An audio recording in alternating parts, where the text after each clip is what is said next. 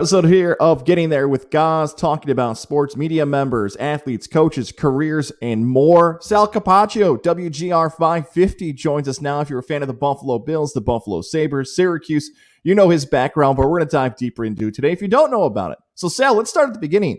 A young Sal, 5-6 years old. What was your dream job as a kid? And was it your same dream job as a kid when you were 18 years old? And where'd you grow up? Okay, so first of all, thanks for having me. Always good to talk with you, my man. Yeah.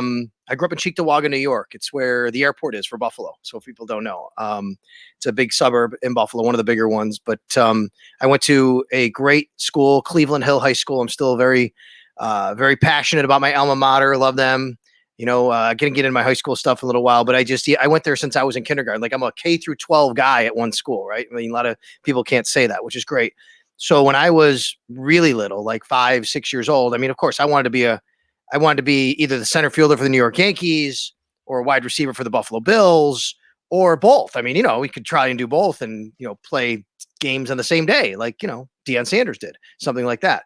But as I got older, you know, I mean, I was a good athlete. I played high school sports. I was actually a nominee for the Connolly Cup here in Buffalo, which is given. It's like the equivalent to the high school Heisman.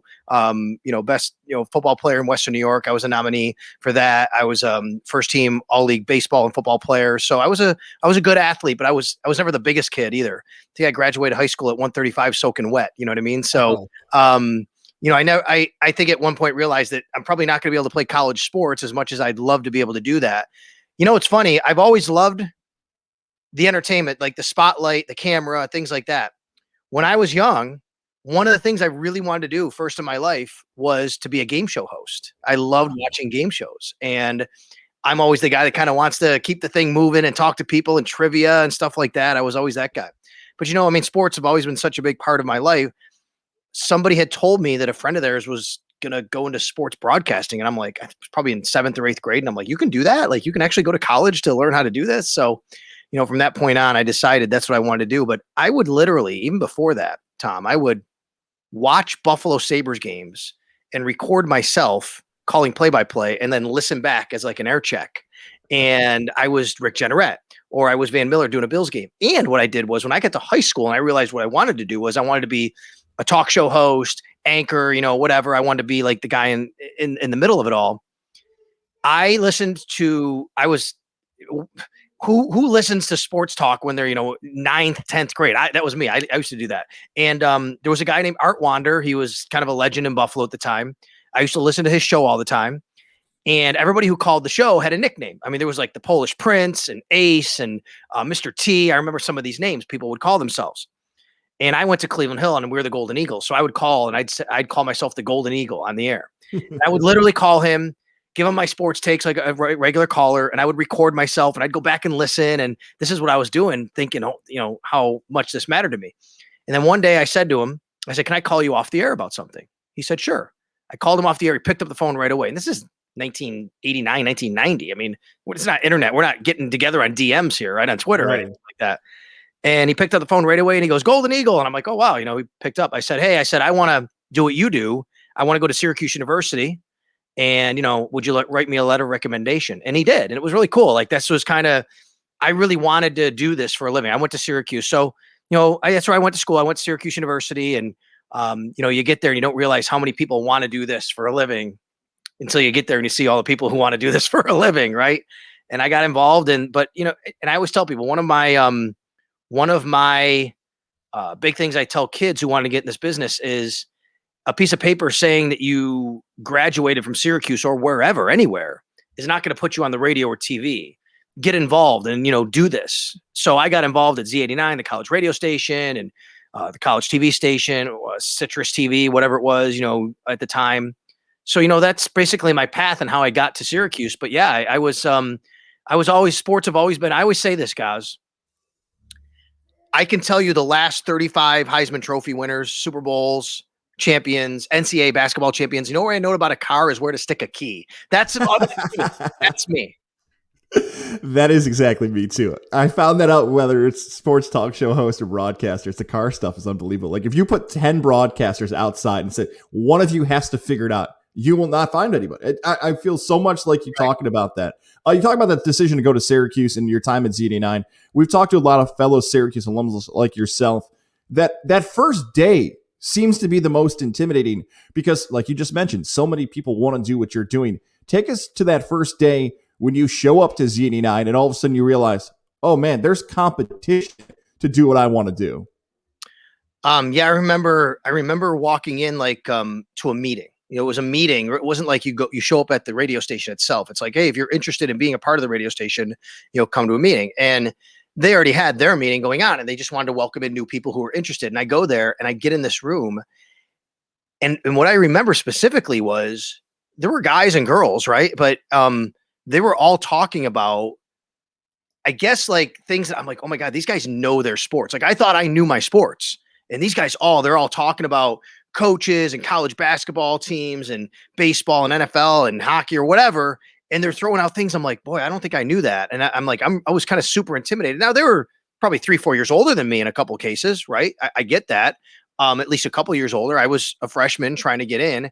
But that was my first recollection of and remembering, wow, like these people know their stuff. But, at the same time, I'm competitive and I want to hang. So, I got to kind of show them what I know as well. But I was not there for that reason. I was there to kind of learn and say, yeah, I want to be a part of this. And then they basically said, okay, these are the things that we offer and stuff like that. And they had a talk show called Sports Line 89. I don't even know if it's still on the air anymore. It was every Sunday night. It was called Sports Line 89. And a couple of the older people that were part of it said, okay, yeah, if you're interested in being a talk show host.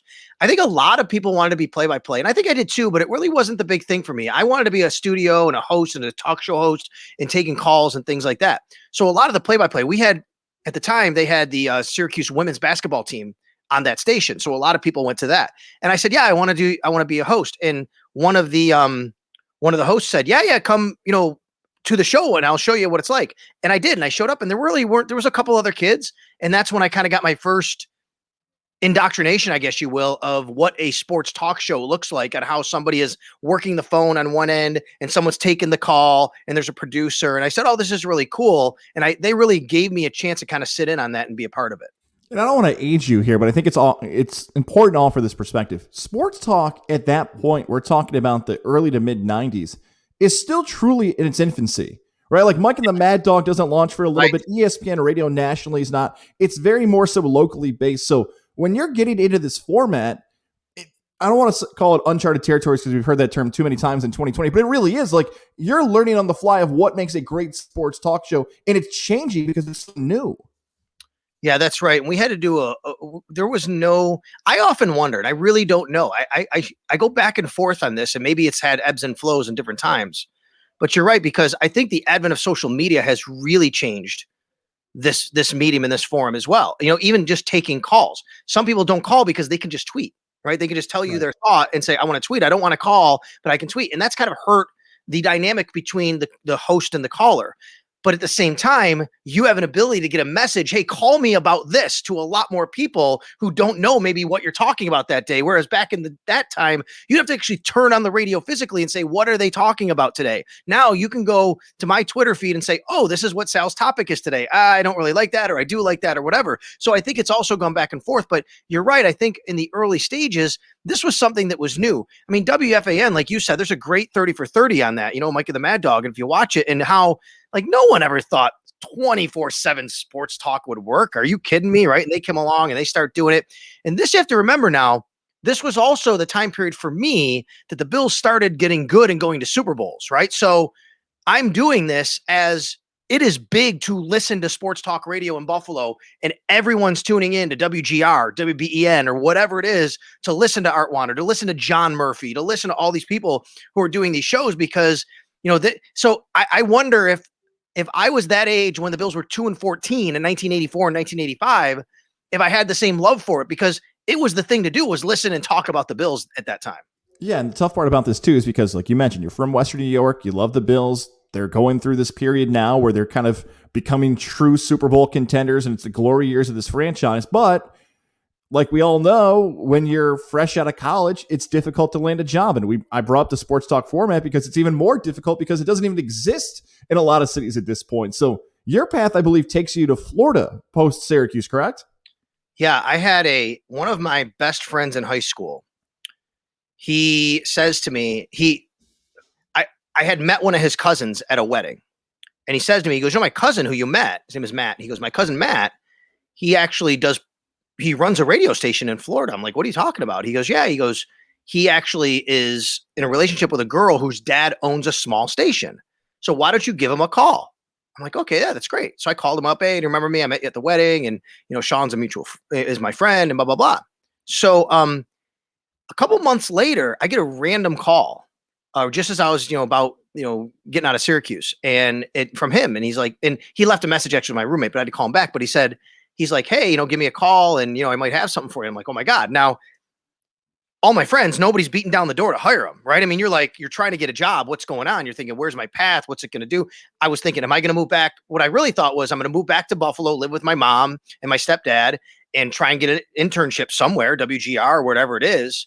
So I give him a call, and he goes, hey, I know you're into sports or whatever. He goes, we do a little bit of sports. We're really a news talk station in a retirement community, basically. It's more about that. He goes, and we really need someone to kind of do sales as well. But if you come down and do on-air sales, like, we'll put you on the air a little bit. Now, at 22, for someone to offer you to put you on the air, I don't care what station it is. Like, that's a big deal. And I think you don't think about that until you get into that situation. I think people think when you get into this business at the age of 22, I'm going to be on ESPN, right? I mean, that's just going to happen. No. It's very hard to be put on the air at any station at that age. Now, you can do it now with podcasting, whatever, on your own. But on an actual terrestrial radio station at that age, especially at that time period, I'm like, sure. So I went down there. I met them. They basically said, yeah, you could do sales, and then we'll put you on the air, and we can do a little sports show if you want. And they also did, believe it or not, this is how crazy, like, this town was more retirement community and smaller town. They did play-by-play of Little League baseball games. It was amazing. It was awesome. They had this big Little League facility across the street from the station, and we sold the crap out of it because all the moms and dads and grandmas and grandpas who their kids play, they bought the sponsorships on the radio. They want to hear their kids on the radio, right? So they bought the sponsorship. So every inning, we're talking about some consignment shop or a boat selling place down the street. And this is how we make a lot of money, right? We're doing this. And I got to do play-by-play. And I got to meet people and form relationships. And I'm 20 something years old, and I'm meeting these parents and these kids, and it's great. In the meantime, I'm doing this, but yeah, I had to sell. That was the thing that I hated so much, though, was I can close a deal. I can talk to people. I hate, like, cold calling, selling. I just can't do it. It's horrible. I hate it. And I had to sell airtime, though. Part of my job, a big part of my job was during the day. My job was this. During the day, I would literally drive to one of the local towns nearby. I'd go to businesses and say, hi, do you want to advertise on the radio? Well, here are the packages we have. And it wasn't for me. But at the end of the day, I got to go on the air, and I got to host a 1-hour sports show. So that was kind of my treat at the end of the day. And that's where I started, basically. Yeah, that sales sacrifice you talk about, like, you'll do anything. Like, you have that passion to be on the air. If it takes sales to take something you're not good at, you'll do it. And I think a lot of those young broadcasters, the sales part of it, where a lot of times it is a part of it, a lot of it's confidence. Like, you're going to a business who might be 20 or 30 years older than you when you're fresh out of college, or they have business experience, maybe more so than you've been on planet Earth. You're like, no, trust me. I can market your business. They probably laugh at you because a lot of it's about confidence and age. But like you just said, you do your best in hope at some point. But the frustration, whether it's 6 months or a year, you're like, I got to find a different path to not do the sales thing. Now, at this point, I know you're doing the broadcasting. Doesn't Sal Capaccio become Coach Sal at some point during your tenure in Florida as well? So what happens is, because I'm in this small town, retirement community, like, whatever. It's great. The town's name is Englewood, Florida, by the way. It's a little south of Sarasota. It's north of Port Charlotte, south of Sarasota. So it's and if you know Naples better, then it might south north of Naples, but it's just a sleepy little town. And so I told you my path growing up was I was an athlete and things like that. And when I was in high school, like, I helped out Little League coaching a little bit, volunteer, and umpiring and stuff like that. So I always I always was around, like, helping out others as well. And what happened was, we had sponsored, our radio station sponsored a Little League baseball team. You know how you put the name on the back, right? Like, Chico's bail bonds on what's the movie?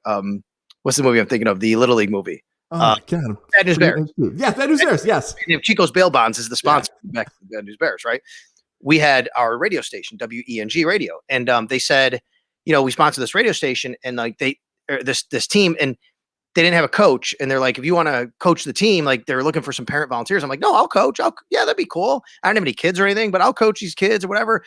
It'll pass some time. It'll help me out. So I started doing that.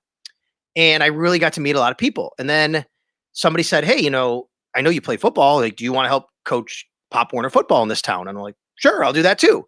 So I started coaching Pop Warner football. Well, the local high school, this is how, if you ever been to Florida, I don't know if you know, high school football in Florida is crazy. So people know it's like Texas and Florida. It's crazy. And the local high school basically had this thing where the coach ran the wing tee, and they wanted all of the little league teams, the Pop Warner teams, to also run his offense. So it's a feeder program. And when you get to the high school, you can run it. So basically I had to go learn the wing tee offense, like through the coach. So I went every night for like 3 weeks, learning the wing tee, everything about it. The high school coach says to me, hey, you've been here every night. Like, you're a really good learner. I think you're going to be a good coach. You have no kids. You're doing this for the right reasons. Do you want to coach on my high school staff next year? And I'm like, yeah, that'd be great. I'd love to do that. So I joined the high school staff, and I'm doing some varsity, some JV, stuff like that. And down there, they have spring football, like college. That's how crazy Florida is for football. Just like some other states, they have spring football. So I did spring football for 1 year, and I really liked it.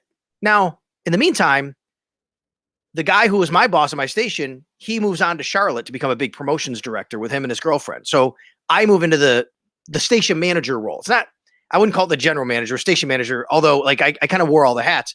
But now I'm even more like, I got to do all the sales. I got to do this. In the meantime, I'm not advancing in my sports career the way I want, if that makes sense. You know what I mean? Even though I'm kind of moving the ladder in radio, it's not really what I want to do. And I'm like, I don't know where this is leading. So after one spring of football, I said, I really like this. I enjoy teaching these kids. Maybe I want to do this for a living.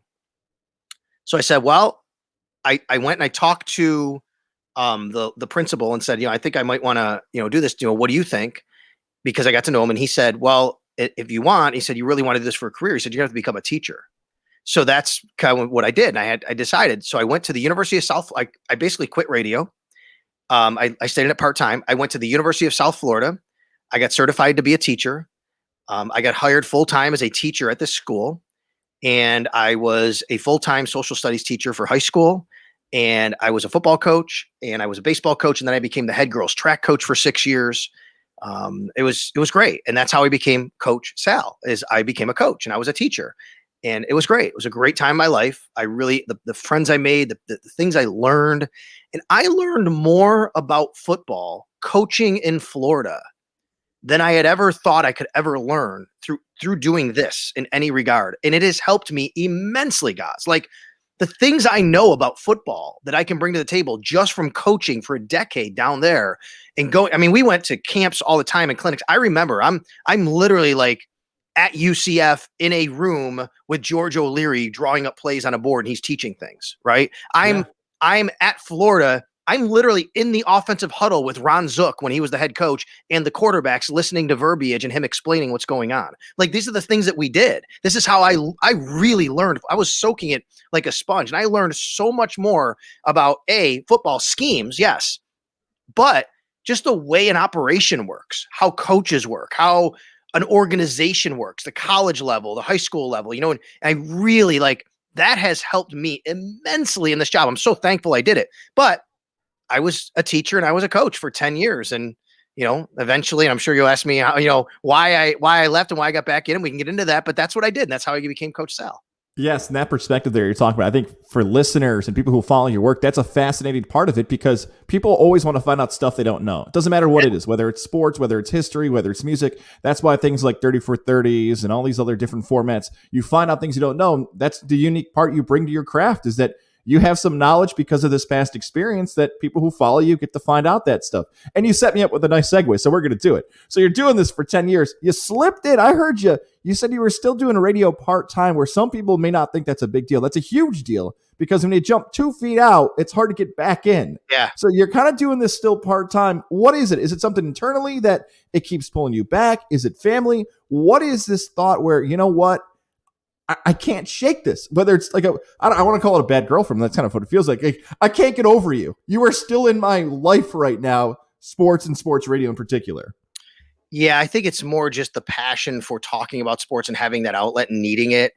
In the meantime, and to be honest with you, one of the other things I did was to make extra money because, this small station, small town, I'm not making a lot of money.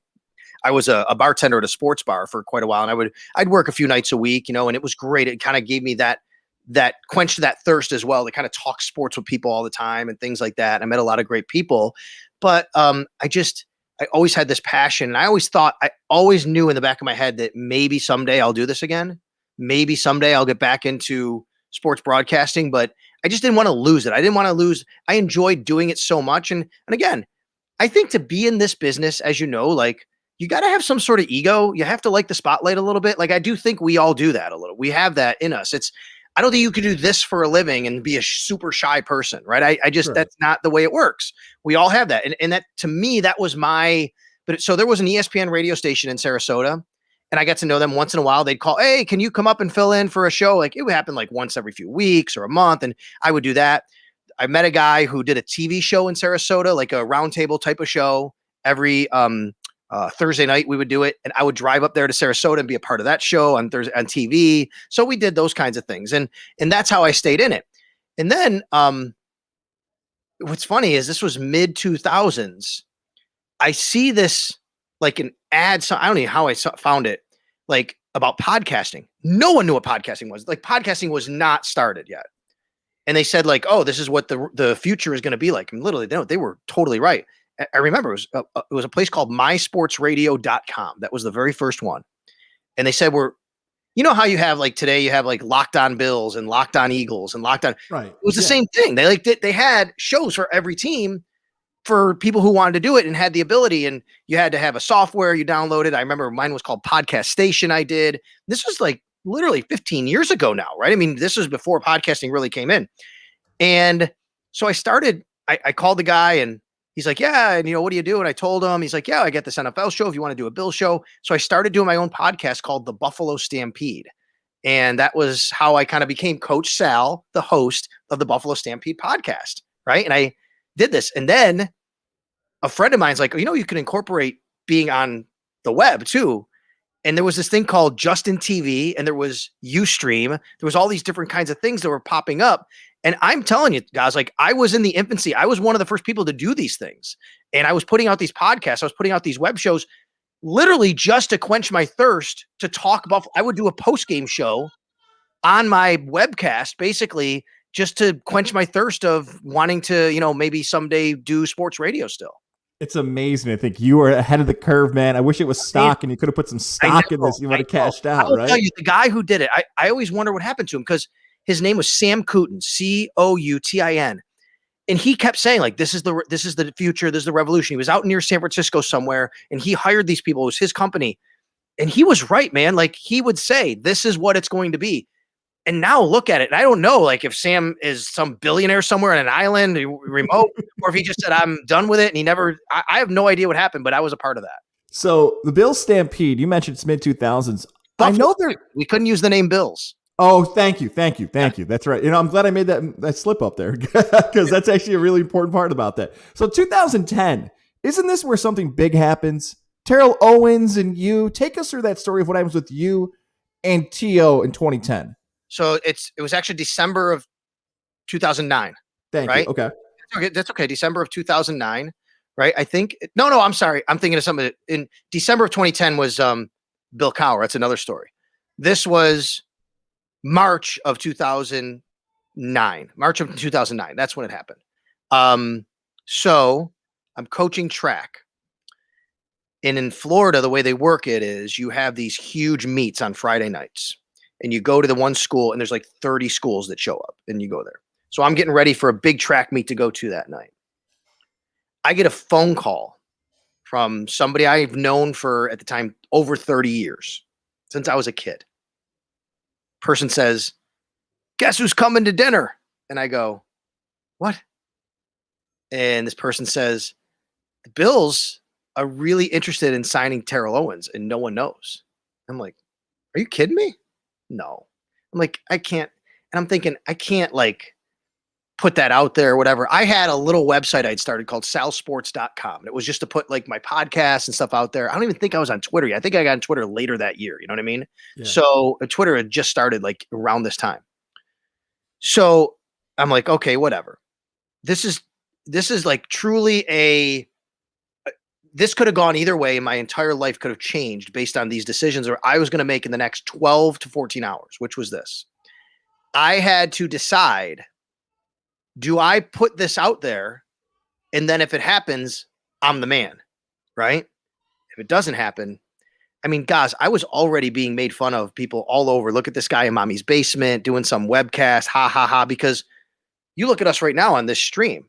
If you did this like I was doing back in 06, 07, 2010, people thought you were the biggest whatever. You know what I mean? They didn't think you were legit. They thought that was just made up, right? There was no legitimacy to it, right? Nothing. I was made fun of all the time. Oh my God. Like, and I'm like, I'm trying to do this for a living. Like, this is not, you know? So I had to decide, like, if I'm wrong on this, if this person's giving me the information is wrong, which I trusted them, but you never know. If he doesn't sign, I'm going to be wrong. Right. And then I'm done. So, and let me back up just for a second. Okay. A couple years before that, I had already been doing the podcasting. WGR fired somebody. It was a nighttime host. I sent my podcast stuff to WGR and said, I want this job, basically. I applied for it. They were hiring somebody. I got a chance, first time in my life, it was like living the dream. I got a chance to host 2 shows on WGR in 07 and 2007. One was Halloween night, I remember, and one was election night, I remember, because it was during the Trent Edwards, JP Lossman debate. I had to drive to Tampa, go to a studio, get hooked up through an ISDN line. I'm hosting in Buffalo over an ISDN line in Tampa, auditioning for a show, basically. I have no producer with me, no call screener. I'm like doing things through AOL Instant Messenger with the guy in Buffalo. Okay. They really liked me, but the boss said, I really like you, but we're not going to hire you. I'm like, what do you mean? And he said, what happened was of all the people that he had interviewed and he had listened to, there was like 20. He goes, you were maybe the best one, probably the best one. But there's somebody I also really like who happens to be the local CBS affiliate sports director. And if I hire him, I'm getting that relationship with the TV station and the Masters and AFC and NCAA basketball. And he said, on top of that, he already has a job. I don't have to hire him full time. He goes, I don't have a full-time job for you. If I brought you up here, this is what he says to me. If I brought you up here, you'd be leaving a full-time teaching job to come here for part-time and not much money. And I can't do that. And I'm like, well, that doesn't make sense because if I'm the best person for the job, you should offer it to me. And then I get to make that decision. Like that's on me, not on you. And he said, okay, that's fine. I'll tell you what, if you ever want to move here to Buffalo, he says this in 2007, if you ever want to move here to Buffalo, I'll hire you part-time for not much money. And what you do with it is up to you, but I'm not bringing you up here for a full-time job. I'm like, okay, I didn't get the job. I'm not kidding you guys. I bawled my eyes out. I was 34 years old. I lived my dream. I was so close to it and it was gone. Like I bawled my eyes out. I wrote him a handwritten letter. Thank you so much for giving me the opportunity. I'll never regret it. But I said, I wrote in there, but you made a mistake. You should have hired me. I wrote that to him. Right. And we stayed in contact. So the Terrell Owens thing happened. So I go to the track meet and I'm like, I'm not going to put this out there, whatever. I'm at the track meet all night.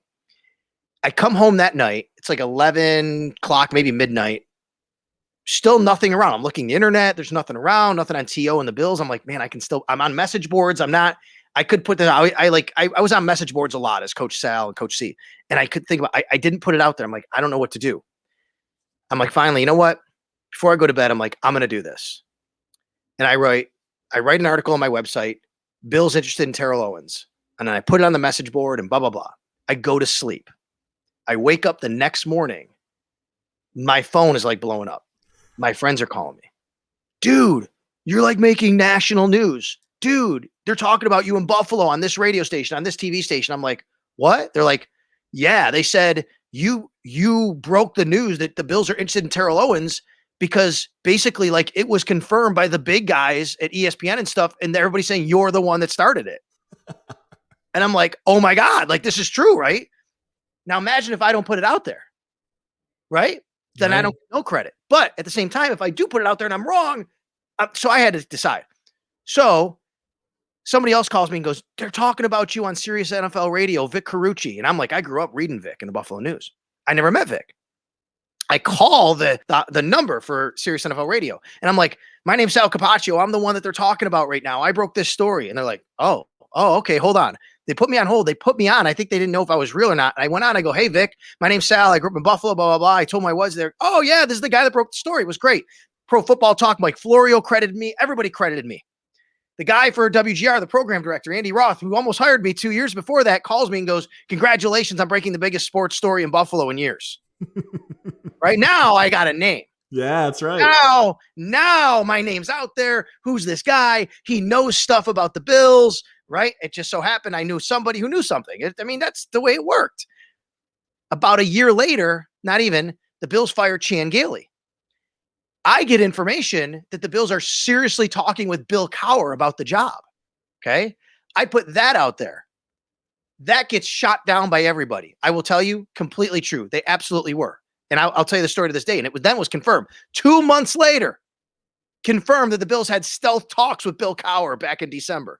I knew this. I knew somebody very close to Bill Cowher, still know somebody to this day, very close to Bill Cowher. That's how I knew it. Had nothing to do with the Bills. Nobody from the Bills gave me this information. This was a Bill Cowher connection that I got this information. Okay. I put it out there, but people hammered me. Jeremy White, and now Jeremy's a very good friend of mine, hammered me on WGR. Who's this guy? He's making stuff. It was crazy. Right. I get it why Jeremy would do that at the time. Right. I emailed Jeremy. Hey man, you're hurting me here. Like I'm trying. I'm not some, goofball, whatever. If you want to bring me on, I'm not bringing you on our station. Like, what are you talking about? Like, it was crazy, guys. Like, so it was confirmed a while later. So then I became kind of the reputation of the guy who knew a lot of Bills inside info, even though I was just getting it from, random people who knew me and I knew connections to people who knew things. I want to ask how you got those connections. I'm not going to ask you that though, because everybody wants, like, that's a part of this. Like, you have to do your own legwork. You have to find your own connection. So I'm not going to make you tell us your sources or anything else. There's the lesson learned.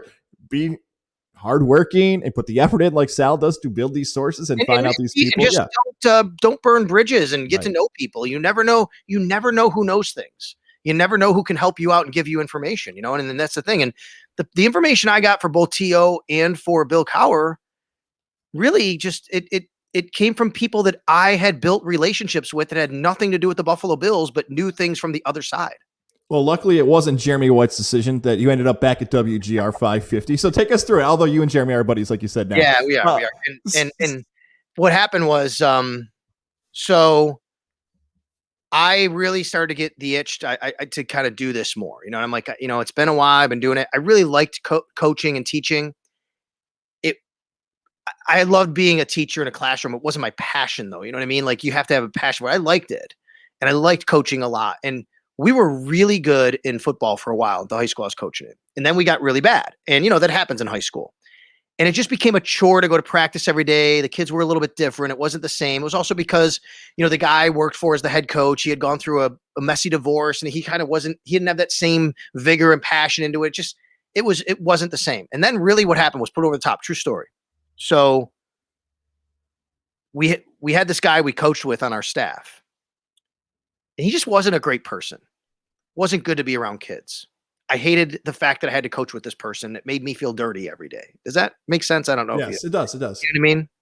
Like, I didn't like the way he was with kids, the things he talked about with teenage boys. You know what I mean? Right.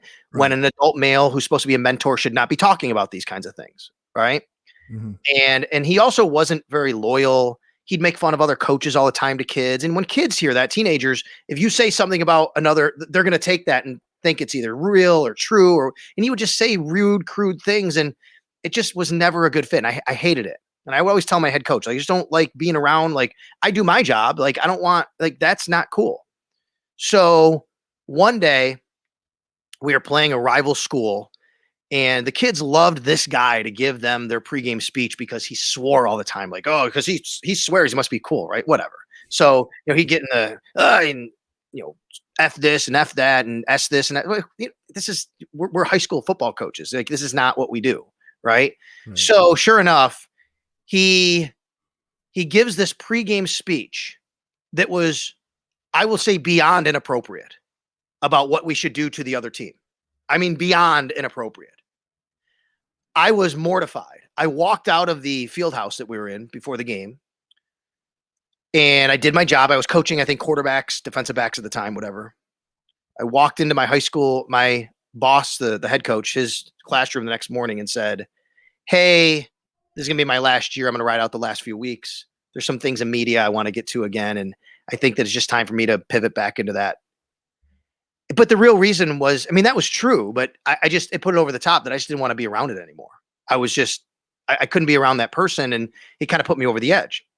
So what I did was I actually started my own media company called Capaccio Media. And what I did was there were 3 high schools in our county. High schools are different there. It's not like towns in New York where you get like 5 high schools in one town. Literally, you get like 3 in one county, and like normally where you'd have 3 or 4 high schools in a city like we have here in Buffalo or where you are, you only get 1. And they're bigger high schools, and so there was only 3 in our county. And what I did was I started a thing called Capaccio Media. I went to the local public access channel essentially and said, look, I'm going to go to a high school game every night. One of the county schools I'm going to go to every Friday night. I'm going to have a video camera with somebody that I'm going to have videotape. I'm going to do play-by-play, have a color commentary. I'll put that all together. Can we put it on your station? And they're like, well, we can't pay for it. I'm like, no, you don't have to. I'll just sell the advertising that I can just read who it's brought to you by, and I'll keep that money, and I'll just give it to you for content. They're like, great. So for 2 years, I did that, which was really cool. It was my own company I started. I would go and I would do play-by-play at one of the local high schools, including the high school I used to coach at, and I still taught at. I had a kid that I hired who was one of my students to be a cameraman, and I had a guy that I knew that was the color commentator, and I paid them a little money, and I made money on the side because I sold sponsorships. It was really cool. Yeah. And that's how I kind of got back into doing a little bit more media. And then my wife is a substance abuse counselor, and she's from Germany, and she had basically switched jobs and was working for a company in a place that she didn't love it too much. She's like, I want to go back to where I was. She had left the field basically, kind of like I did. And one time we came up to Buffalo right around this time. We came up to Buffalo, visited family. And while we were here, my wife, we made plans. She ran the Buffalo half marathon. This is a true story. And she comes back from running the half marathon and she says, this is a great city. I could live here, because she ran through the city and she saw it. Right. And she's like, and she's from Germany. She goes, if you really want to move to Buffalo, I know you've wanted to, I would be okay with that. And I'm like, are you kidding me? So I said, well, Andy always said, if I wanted to move to Buffalo, he'll give me a job in radio. So we decided in 2010 that for one whole year, we planned this for one whole year, we would put one paycheck away and just live off another to have enough money to move to Buffalo and start a new life. That's what we did. Now you have to remember, I am teaching, coaching, summers off, golf twice a week. I'm making good money, no kids. My wife, I'm teaching and coaching. She's a substance abuse counselor. We decided this is what we are going to do. And both of us take massive pay cuts to move to Buffalo, New York, for me to start my career over in radio. I call Andy. Hey, you told me if you would, he's like, are you sure you want to do this? I said, yes, I am. Okay. So I'm going to be there in August of 11, the end of August of 11. I call my principal. I tell him the story. He goes, I know you've always wanted to do this. This is great. I just want to warn you. If you leave, I can't hire you to come back. Like, we're not hiring anybody anymore. So once you leave, like, you're done. So just make sure you want to do this, which is scary, right? But I said, okay. I told my wife, what's the worst that can happen? We both have college degrees. We moved to Buffalo. What if I suck on the radio? What if you can't find a job? Guess what? I can still get a teaching job somewhere. I can come back. I know he said that. I'll find a job teaching somewhere. Let's not sell our home. Let's keep it. We'll rent it out if we ever need to move back here. So we planned this. Like, we had it, but I did it. I dropped everything. So did my wife. Moved to Buffalo, New York to start over in radio for basically minimum wage, part-time hours at the age of 37. As intense and as difficult as that decision is, it's also inspiring. So I hope you feel like that. I hope people listening to this, especially with the world changing over the last 14 months, might have thought about making a change in their lives or going back to something they've always felt so strong about. And whether it be risk or family or changes or finances, they fear that. But I hope that people listening to this, and I always focus on those, especially those college aged people or those people who are entering the work field for the first time, that look, things are going to happen, obstacles or opportunities, however they present themselves. But if you are still passionate about something and you have the support from a wife, from family members, from friends, you can go back and do it. You guys make this leap. You head back to Western New York. And then eventually when you get to WGR, you do, because this is credit to you and credit to your work. You're able to land the beat reporter job. You're able to be on the air. You're able to do the coverage for the Bills because you're passionate about what you do. Just a little quick, if we can, on this, because I know we could probably talk about this topic for an hour. You just kind of grinded at it, right? Once you got your foot in the door at WGR, you said, if I'm going to put this commitment in, I'm going to leave a coaching cliche here, everything on the field to make sure I don't regret my decision. No, that's right. And so one of the things, though, that's crazy and that happened is, as crazy and wild as that story is, there was one more twist that made it even wilder. First of all, I'll say what you said is the fear was way worse than doing it. Like, actually doing it turned out okay. The fear, like, you keep thinking, what if all these things go wrong? The fear of actually doing it is worse than doing it. So that's totally right. And I get that. I had that fear. We had that fear. My wife had to move up here a month before I did to start a job that she landed. And she lived with friends of ours and didn't know the city, and like was up here for a month by herself, not knowing the city. I was down there getting everything done. I'm down there. I quit my job. I'm ready to move to Buffalo. True story. I'm going to sell my car so I can get cash to come to Buffalo and buy a different car.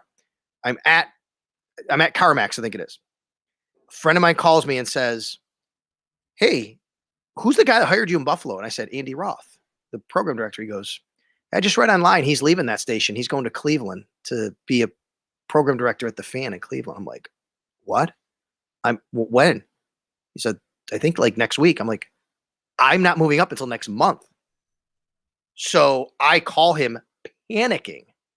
He says to me, and Andy's great. I still a friend to this day. I mean, one of the great program directors in the country, by the way. He's like been acknowledged as that. One of the true great brand managers of the country. Yeah. He's incredible. He hired me, but what he did was he put my mind at ease, but it was crazy because he says to me, "Here's the thing." He goes, "They know you're coming. I will not be here when you get here. All you have to do is see this person and this person. They know who you are. They're going to take care of you." I'm like, okay, but like, what does that mean? Like, oh my God. We also didn't have the Bills at the time. WGR, the Bills run another company, another station at this point. So we're not the station for the Bills, but I had come up for a couple of training camps just to kind of go to Fisher. And while I was up and visiting family, one time, I think it was like 08 or 09, I'd make a random call to Channel 4 in Buffalo where John Murphy was working, asked for Murph and said, "My name's Sal Capaccio. I went to Syracuse like you did. I love your work. I just have some questions about the business. Can I meet with you?" And I literally met Murph. That's how I met Murph. Like, I literally called him out of the blue and met him at Channel 4 one day. And we talked for a long time. And because that's part of the story, what happens is, you never know how things turn out so good or whatever. So Andy was great to me, but I will tell you, if Andy had stayed at WGR and I came up, I'm sure my process would have been way different because I would have been way down on the rung of the totem pole producing at the 8. He said, "You're going to be one of the oldest producers," and blah, blah, blah. Okay. Well, Andy's gone. So when I get here, they're like, there's no program director really in place. There was an assistant, Kevin Carr, who's great, but they're kind of scrambling to find somebody. And they're like, "Hey, we got this guy, Sal. Andy hired him. So just put him on the air every once in a while." Right. So I start getting on air shifts probably quicker than I would have if Andy had been there. Then they hire my current program director, Alan Davis. Alan comes in. He's like, "This guy, Sal's great. He does everything I ask. He's passionate. He's really good." And he just starts giving me jobs all over the place. And that's kind of what happened. Then we get the Bills. Right then, I'm like, oh my God, this is great. I had struck up a relationship with Murph, and Murph's like, "Hey, I want you on the broadcast with me." I started helping Murph with stats and stuff in the booth and things like that first season. To make ends meet, I substitute taught in the city of Buffalo almost every day. And then when I had part-time availability to go on the radio, I would do that. And then I hosted my Sports Talk Saturday show. That's what my week was. I basically went to South Park High School 4 or 5 days a week. I was a substitute teacher, whatever they wanted me to do. And South Park was amazing. They were great to me because they always knew radio is what this guy does and comes first. If he books us for a day and he can't, we're okay with that. We'll find somebody. "Sal, we love having you here. You're great. But don't worry. If you have a day you can't do it, don't worry about it." They were great to me. So again, build relationships, be good to people. People understood my passion and what my goal was and what I was doing. So we get the Bills. Joe Biscaglia is the beat reporter. Joe eventually goes over to, I actually became the sideline reporter like the next year. Joe eventually goes over to Channel 7. I get his beat reporter's job. Now I'm full-time. I'm the sideline reporter.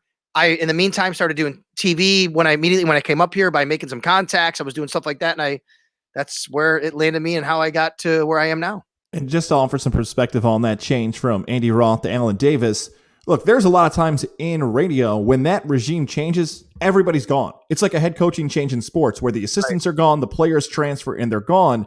And, you go from Andy Roth to Alan Davis. For those who don't know Alan Davis's background, we're talking about one of the original guys who worked with Colin Cowherd out on the West Coast. He was program director. Yes.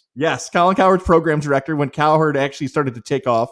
I believe he gave Nick Wright his first opportunity in Kansas City. I know Andrew Filippone's. I don't know if your guys' paths crossed, but I don't know if Alan had a connection Andrew with was him. Not with Alan. Andrew was with Andy. Well, anyways, Nick and Cowherd are pretty good too. Dan Schulman. Alan hired Dan Schulman. Yes, thank you. That's the third one. Yes. And Dan Schulman mentioned Alan Davis when he was inducted into the Broadcasting Hall of Fame. Think about that. So that's pretty good. When you got somebody like that in your corner giving you those opportunities, that is pretty incredible. I want to close the 5 questions for you. Okay. Just to do that, a little Bill's long on here about this other. No, this, and you know what? No, but that leads to my question though, because it's podcast versus radio, and I want to lead with that question. What do you enjoy about podcast radio besides length and not having to go to commercials? We got our wonderful sponsors in the bottom right corner, by the way, GozillaMedia.com as well. You've done both for decade plus now. What are your favorite things about both formats? Well, as you know, I'm a fill-in host really on WGR, right? So so for me, it might be a little different than other people. What I like about podcasting is I drive the show. I choose the topics. I choose the direction. I don't mind at all. I mean, I love Howard and Jeremy and Shope and the Bulldog, but they're the guys. I mean, that's their show. When I fill in, I'm kind of more just, I'm in the sidecar, you know what I mean? So whatever direction they want to take the show, I'm kind of there for them. What I like about podcasting is I can do anything I want. I have my Sal Sports and Stuff podcast, and it's called Sal Sports and Stuff for a reason. I don't just talk about sports. I interviewed Robbie Takak of the Goo Goo Dolls last summer. It was amazing. I had people from all walks of life on talking about all different kinds of things. And I remember a couple months ago, I had a really good time talking in my podcast about, binge watching different things. And people kept tweeting me about, oh, watch this, watch that. And we'd have good conversations on Twitter based on what I was saying on my podcast. So that's what I like about podcasting is I can kind of do whatever I want. I mean, at WGR, we're an all sports station. Sure, we can delve into that stuff. That can't rule the roost, so to speak. You know what I mean? If I want a podcast to be just about watching a limited series show on Netflix, I can do that if I want. Bills targets in the draft. We're taping this in April 2021. Some names to look out for as we get closer and closer to draft day at the end of the month. I really think the Bills are looking maybe on the defensive side more so than the offensive side in the draft. I think they spent some resources on offense and free agency. Defense will be how they're going to replenish some things in the cupboard, through the draft. And I think defensive back, cornerback especially, is the only job that seems to be really kind of open to a starter opposite Trey White. I would think that would be there. I know people talk a lot. It's very polarizing here, Tom, about the running back situation. Should they go for a guy like Travis Etienne if he's there? I just don't see Brandon Beane spending that kind of asset on it, although I do think he wants to add speed and playmaking ability, so you never know. But I think corner is where this team probably focuses. And I love Melifonwu from Syracuse, not just because he's from Syracuse. I think he's a great fit. Asante Samuel, I don't know if he'd be there when the Bills pick guys like that. I mean, Caleb Fairley, I think is that his last name, Fairley, I think, but Farley. But those are the kind of guys I think that, you could look at and maybe could be fits. And it makes us feel old. Asante Samuel Jr., right? We all remember his, right? In the third. Yeah. I know the rosters. McDermott coached Asante Samuel Sr. So there is a good connection there. If he wants, there's a lot of it's about familiarity, especially in this kind of pandemic and coronavirus situation we're in, where you don't maybe have exactly all the information on all these guys as you want. I know the roster's not set, but realistic expectations for Bills fans, this team in 2021. Well, realistic expectation is still to contend for the Super Bowl. It sounds weird to say, but it's true. I mean, they were one of the top 4 teams in the league. They went to the AFC Championship game. You look at any website, Vegas, offshore, whatever, right now, the Bills are one of the top 4 odds. They're the number 2 next to Kansas City as far as winning the AFC. So realistic is the Bills should be expected to contend for the AFC Championship and even the Super Bowl. You shared this story with me in the Capital Region on the radio side. For those who haven't heard it before, again, maybe you're listening in Central New York, you're listening to Utica, maybe you just missed it. Tell us this story again about when you were there in Buffalo and you had the opportunity, the moment when fans actually returned and you're watching the Bills fans get the opportunity to cheer on their team again this past season. I still kind of get chills talking about it. I was emotional. People were tweeting me. They were emotional because of what I was saying. This is why I've always said, one of the things to go back way early in our early part of our conversation here. I love radio. I like TV. I'm not a TV guy. I like being on TV. I love radio because it's passionate, it's organic, it's generic, it's emotional, right? I mean, that TV, there's just too much interference for that to happen, I think, a lot of times. I think radio, just having the mic in front of you and talking like you and I are, is a little bit different. And this is one of those moments where radio can bring out your emotion so well when you're trying to just talk to people and you can be uninhibited. And in the very first playoff game against the Indianapolis Colts, I'm doing a hit on the pregame show. Now, because Nate Geary and Joe DiBiase can't be at the stadium due to the pandemic and the rules, they're at the station. Normally they'd be at the stadium in most situations. They say, hey, let's go to Sal, who's inside the stadium now, and tell us what it's like. So this is what we normally do. Now, all year, there were no fans. All of a sudden, there's fans now. There's maybe 1,000, 2,000 fans in the stadium, and they're starting to cheer as the Bills are coming out. It's a bright, sunny day. It's a little chilly. And I'm telling you guys, I mean, it just came over me that for the first time, these people are seeing their team, and they're in the playoffs at home for the first time in 25 years. And it was amazing. I got emotional. I got choked up on the air trying to describe what I was seeing, what I was hearing, what I was feeling. And you have to remember, that's me, right? I mean, I grew up camping out for playoff tickets for the Bills when I was in 10th grade, and my parents dropped me off and let me hang out overnight with a bunch of strangers to go to the Bills Oilers 88 wildcard game. I mean, that's me. So, I understood that from that aspect of it. It was a great time. It's a great story. It really just showed, what this team means to this community, but it was incredible. Fortunate fans, you as a media member, to have this type of passion for a team like you guys are able to, you feel that moment like you're talking about more so than ever when you're feeling people around you knowing how important these things are to that community and to that fan base. The podcast is Getting There with Goz, and it's talking about careers, so we always close with this. You've offered a lot of advice through this podcast, especially for young broadcasters and people trying to follow their passion. One more time, the best advice you'd offer somebody, whether it's sports, to get where you are. What's the best advice to get where Sal Capaccio is now? Do everything. Be versatile. There is nobody in this business is going to hire you if you think I'm only going to talk on the radio, or I'm only going to be on TV, or I'm only going to write. You have to do everything in this business. The people who work in TV shoot their own camera stuff now. They edit everything. I am a radio guy. I have to write for a website. 20 years ago, no one wrote on a website. That's not what you did. You just turned on a radio and you talked, right? Be versatile. I always say this is not meant to scare you, though. You don't have to be great at everything. You just have to be able to do it. You just have to be able to willing to do it and say, yeah, I can do that. I can do that. Learn how to do it. Learn how to do everything that's involved that goes along with the entire operation and everybody's job. It's kind of like being a quarterback and knowing all the blocking assignments, right? So you can point people out. But it's true. Just be versatile and be willing to do everything. Don't think that you're just going to be. And even if you want to go into sports, don't just say, I'm just a play-by-play guy or a girl. Don't say, I'm just a studio host. Don't say, I'm just a talk show host. Be willing to expand and do everything. You don't have to be great at it, but understand that you have to be able to do it. And one more time, social media handles so people can follow you on there, the website, the podcast, everything else, if people want more Sal Capaccio. Yeah, it's at Sal Sports on Twitter. You can go follow me there. I'm on Facebook at Sal Sports as well. I don't use it as much, but it's there if you want to throw it up. I throw some articles out there. Our website, WGR550.com. And we just rebranded. We're no longer radio.com. We are now Odyssey. That is the company name, the official company name across all 240 plus stations that we have across the country. So Odyssey is where you find us, and download the app, man. I mean, people are probably watching right now. I got the app right here. It's the Odyssey app, right? Oh, where's my other? Hey. Right. So that's that orange one right there. I'm going to click it. Right, there you go. That's the Odyssey app. Yeah, and it goes right to, look at all my favorites already set. WGR, Kiss, you got all that on there. You're a company man to the core. Right? Very well done. Yeah, let me turn Kiss off. Kiss is playing. There we go. Yeah, don't, please, no music reds. Like it's Yeah. seen very early in this. I want to tell you, just as somebody who's going on their own now and launching a media company and launching a podcast, you've inspired me today with this conversation, because that fear, like you touched on earlier, it's there. But if you bust your butt, you do the right things, you're nice to people, you don't burn bridges, you can show that this stuff has some value and some worth to other people out there. Success can be on the way for you. Sal, we've been talking for years. This is one of my, truly, this is the best conversation you and I have had, and I hope it inspires other people listening to it. Thank you so much. I know you're super busy with draft stuff coming up. I really appreciate you taking the time with me today. Anytime, brother. Thank you. And you've always been great to me, so I appreciate it.